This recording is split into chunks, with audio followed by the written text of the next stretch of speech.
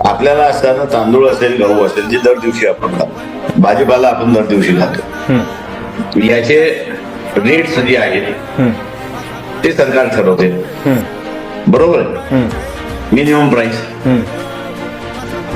शहरात बाजारपेठ आहे, मान्य आहे मला, पण शहरात हा सगळा माल आल्यानंतर त्याचा भाव काय असतो, त्याचा भाव काय असतो, भाव 4 पटीने वाढलेला असतो.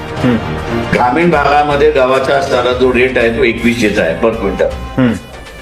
तोच पुण्यासारख्या शहरामध्ये, मुंबई सारख्या शहरामध्ये 1 क्विंटल गहू विकत घ्यायला गेलो तर 4800च्या खाली नाही आहे.